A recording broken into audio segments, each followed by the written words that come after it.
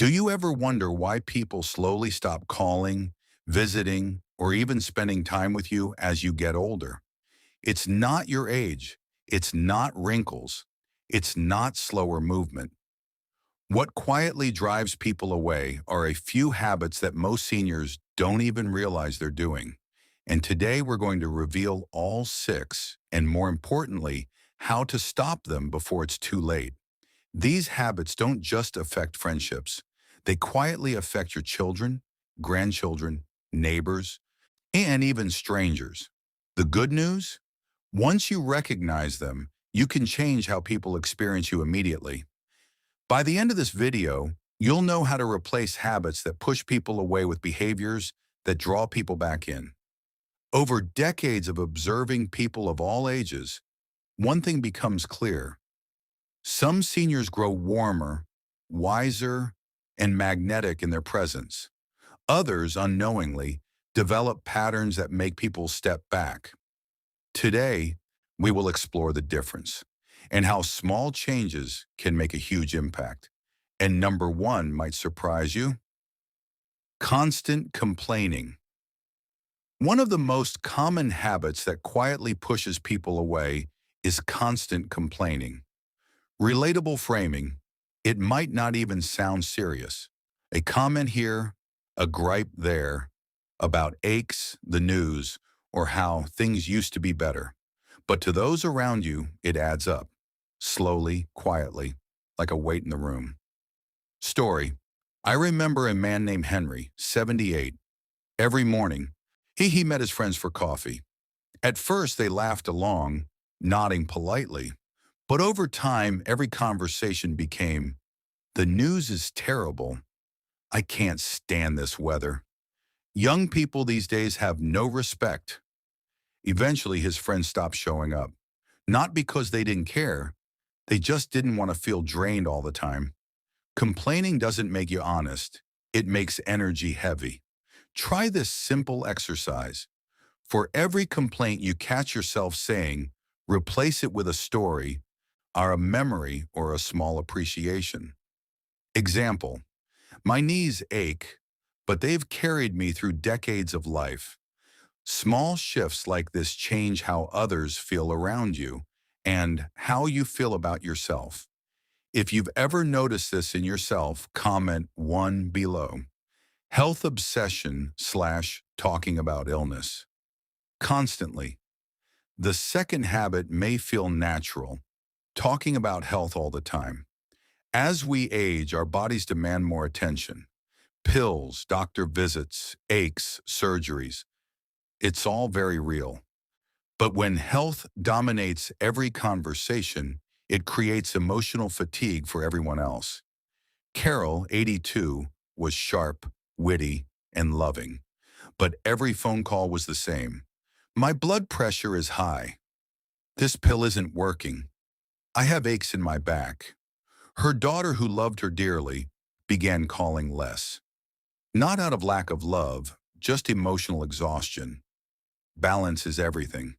You can share what's going on with your body without letting it become the whole story of your life. Or after a brief update, shift focus. Ask about the other person, share a story, inject humor or nostalgia. Your value is not your illness, it's your presence. Comment 2 if you relate to this one. Habit number 3, neglecting personal appearance. Habit 3 is subtle but powerful: neglecting personal appearance. Comfort is natural as we age, but there's a line where comfort turns into apathy about self-respect. People notice, even if they never say a word. Story: Robert, 81. It used to be sharp and polished. Over time, he stopped shaving, wore the same clothes for days, and said, "Who cares at my age?" His daughter didn't complain about style, but she confessed, "It made me feel like he had given up on life." Personal appearance isn't vanity, it's dignity. Clean clothes, grooming, basic hygiene. These signal self-respect and make others more comfortable around you. And here's the magic. When you take pride in how you look, You feel better, stand taller, and carry more confidence. Engagement prompt. Comment 3 if you agree that appearance affects connection. Habit number 4, interrupting or talking over others. Habit 4 is often unintentional, interrupting or talking over people. Framing. Most elders don't mean to be rude. Excitement, memory, or habit leads to cutting in. But to the younger person, it feels dismissive. Linda, 76, loved her family but had a sharp tongue. Whenever her son spoke, she would interrupt. I know. Over time, and he stopped sharing his thoughts. He said, Mom never listens. It's exhausting trying to talk when I'm ignored. Listening is a gift. It costs nothing but builds trust instantly. Next time you feel the urge to interrupt, take a slow breath and let the other person finish. Curiosity beats certainty. Questions beat corrections. Comment 4 if you've struggled with this one. Habit number 5, subtle, habitual negativity. Introduction. Habit 5 is quiet, but just as damaging. Small, habitual negativity. Framing comments like, things are so expensive now. People have no manners anymore. Nothing works the way it used to. These add up, slowly, silently. Harold, 79, always had something small to complain about. His granddaughter said, Grandpa's stories used to be fun. Now they just make everyone tired. Negativity doesn't make you realistic. It makes you feel trapped. Replace complaints with perspective. I've seen a lot change, but I'm grateful for what still remains. Perspective is magnetic. People are drawn to calm and hope. Comment 5 if this resonates. Habit number 6, acting like you already know everything. Introduction. Habit 6 is common, acting like you already know everything. Framing. Years of experience can become a wall, not a bridge. When every conversation starts with, I've been there, that's not how it works. I already know. People, especially younger ones, stop engaging. George, 84, he had incredible experiences but stopped getting asked for advice.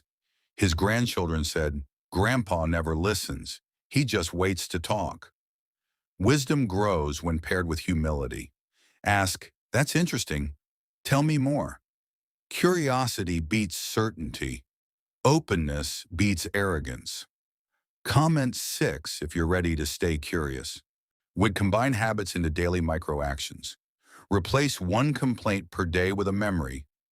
Limit health talk to 30 seconds. Groom for 10 minutes every morning. Practice active listening.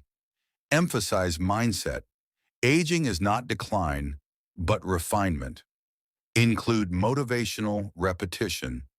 Your presence matters, your voice matters, your energy matters, and it can change how people experience you. Aging doesn't make you invisible. It makes your presence more noticeable. When you replace bitterness with gratitude, impatience with gentleness, and pride with humility, something magical happens. People are drawn to you, not because they have to, but because they want to be around you. This is real dignity. This is real wisdom, and it's never too late to cultivate it. If one habit stood out today, comment below which one you're going to change first. And if you want more content on aging with grace, wisdom, and connection, subscribe and turn on notifications. Thank you for watching. Your presence matters and so does your growth.